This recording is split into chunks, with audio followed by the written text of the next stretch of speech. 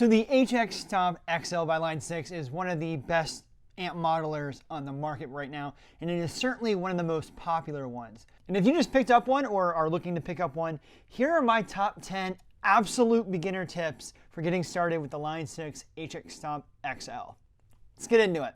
Now the first thing we're going to talk about is the terminology. The HX Stomp, like a lot of other amp modelers, uses different terminologies to define what they mean in the real amp world. So the first thing we're going to talk about is block. If you look at any given preset, you see this line here. This is your signal chain.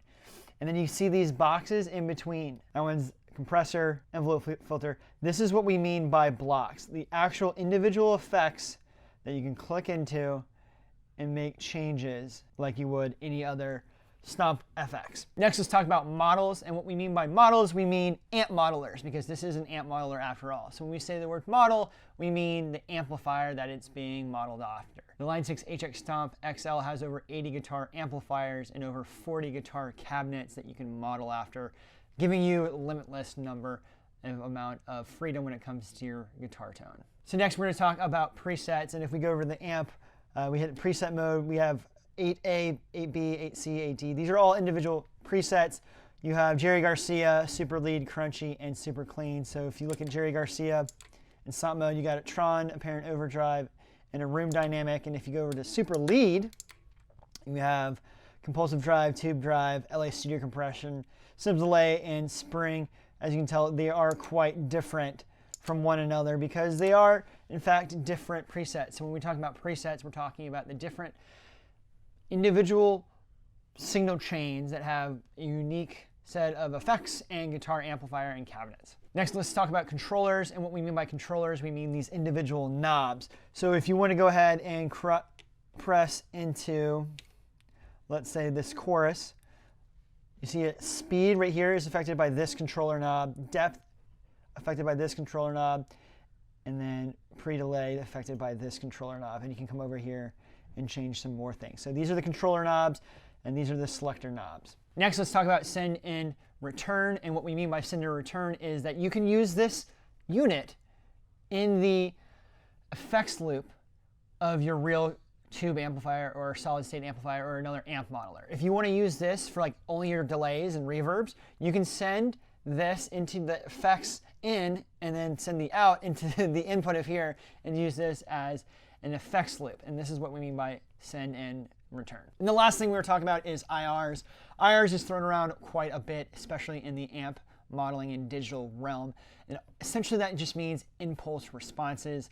And that is a digital snapshot of a particular guitar cabinet being microphoned by a particular mic. So when you're talking about custom IRs, you're talking about somebody who took the time and actually recorded what a guitar cabinet speaker through a combination of an amp and a preamp sounds like, and you can upload that into your amp modeler, like the Line 6 HX Stomp, if that's something that you're interested in, or you can purchase other IRs from a lot of other places on the internet. But when someone says IR, they're talking about impulse responses. Next, let's talk about the color and the meaning of each effect within the HX Stomp. The HX Stomp is amazing, truly an incredible floorboard unit, especially when you're using live, and a lot of that has to do with the different colors. If you're looking at this setup right here, you can see 6 different colors: blue, purple, green, yellow, pink, and orange. And each one of these has a different meaning. Blue is usually chorus. Purple is usually some kind of filter. In this case, it's an envelope filter. Green is usually delay. Yellow, compression, dynamics. Pink is an impulse response. You might not see that a whole lot. You might see more of red, maybe for a preamp. And then you have orange, which is more of overdrive, distortion. And then if you look, when you turn them all off, you can still kind of see the colors. They're a lot more faint. But that's the way that you know that when it's bright and lit up, that you are, in fact, using that color. And they match, the pedal rings match the display here as well, so you can always know which one goes where. Now there's a lot more colors that go with them, and you can use custom colors to set whatever one you want. If you want to use some custom colors, like say everything to be blue and green because that's your aesthetic, you can certainly do that. But that's something we'll talk about a little bit later in the HX edit. Next thing we're going to talk about is the 3 different ways you can use the HX Stomp. There are 3 main ways that you can use it, whether it's in preset mode, whether it's in stomp mode, kind of like a traditional pedal board, or whether you're in snapshot mode. So in preset mode, it essentially looks like this.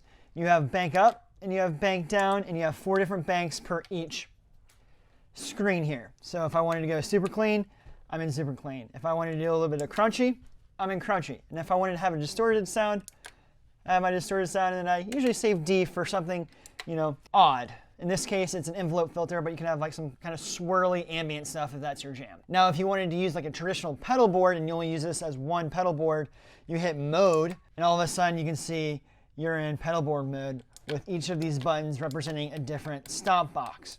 And then finally, snapshot mode. Snapshot mode, you can have up to 4 different snapshots in the Line 6 HX Stomp XL. And essentially, you can set them kind of like scenes. First one might be like an intro, then maybe a verse, a chorus, and then a solo. So to do that, select the preset you want, go ahead and hit mode, hold down the up and the down arrow until you see that says preset, and then snapshot. So now, you're in 8D, and here's a little snapshot button. So here's solo, maybe there's chorus, maybe that's bridge, maybe that's this outro. So that's a way you can use snapshot mode. You can also set up snapshot modes and stomp box modes, so where these different pedals can represent different snapshot modes. It's a lot easier to do in the HX edit, so we'll talk about that a little bit later. So there's a few different ways to set up your guitar and run this either into an amp or a PA. The first one is the pedal board mode, which is what I use for the most part. Is you plug in your guitar into this input here, and you send the output, and you send it directly to the front of your guitar amplifier, and you're done. Now, if your guitar amplifier has a effects loop and you want to run 4 cable methods, you can have the drives before the guitar amp, and then you have delays and reverbs after the preamp. You use the 4 cable method, where you use the send and return effects loops, and send up your guitar and the amp like you did the first time. Just send the effects loops to the in and outs. Now, if you want to send it up directly to a PA, you just take the output and send it to a mixer that goes front of house. Or if you want to send it to a clean power amp, you can do the same thing. Just like you're sending it over to a tube amplifier, just send it to a clean power amp in a cabinet of choice. And that's traditionally the way that I use it the best, and I think it sounds the best that way. All right, next thing we want to talk about is the HX edit. As you can see, this is the HX edit, it says so right there. And here is my current signal chain. Main ends here. You can add a noise gate if you have really like noisy pickups, like Strat pickups or something like that, and you can change the threshold. Output here, you can change the output of how hot and how low levels you want to do it. And then you can come in here in individual effects and change the parameters. What I really like about these parameters is on the red squeeze, these are the same parameters that the actual effect that it's modeled after has. So you don't have to do any deep dive tweakings. It's pretty straightforward. And then really cool, it gives you kind of little avatars of each amplifier. So you can tell like that's an AC30. You can tell like this is a Marshall head right there. So it's a little stuff like that. I think it really adds up a little bit of flair. I think it's really cool. And if you want to learn more about how to use the HX Edit, I have tons of videos on my channel. Make sure to subscribe so you never miss a new HX Stomp XL tutorial. So now let's go back over to the pedal. Say you want to copy and paste blocks. So you want to move this envelope filter in front of the compressor. What you want to do is take this top knob, come over to the pedal block, go ahead and hit Action, hit Copy Block by pressing in this control knob over here, and then going to an empty space. Or if you want to override, you can override it. Go ahead and hit Action again and hit Paste Block, and there you go.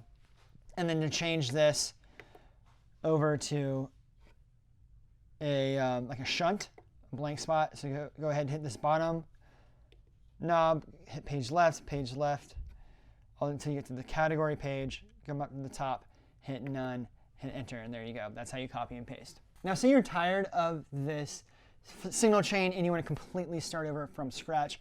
All you need to do is go over here and hit Action, hit Page Right, Clear All Blocks, press that in, and it says you want to clear all blocks, you hit OK, and now you have a completely clear signal chain to start all over from. Now, if you did that by mistake and you're like, oh no, what did I do? Go ahead and change the preset, go back, and you're all there.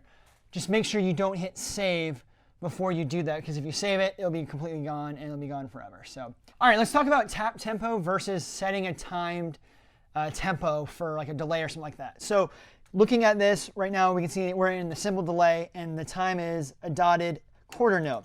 And you can change that right here. Now the dotted quarter notes, and when it talks about the actual fractions of units of measurement, that means it will represent whatever this tap tempo is. So you tap it up, it's now half triple note of whatever that tempo is. Say you don't want the tap tempo. Say you want something very specific, like the intro to like Guns N' Roses' Welcome to the Jungle. Say you want that at exactly 622 milliseconds. How do you do that? Great question. So come over into your signal chain, go to your delay setting, go ahead and click on it. Oops. Move over to it right there. And then you can see where it says time. What you want to do is just press the control button in, and now you have 600 milliseconds, and you can change that to your liking. That will be completely independent of the tap tempo. So if you're very specific and you want that, that's how you do it. And then if you just want to tap tempo it and set it to dotted half note, why not? Just go like that, and now you're in time exactly how you want it. Now earlier I mentioned that I love the HX Stomp because it has little avatars based off of whatever amplifier it's based off in the real world.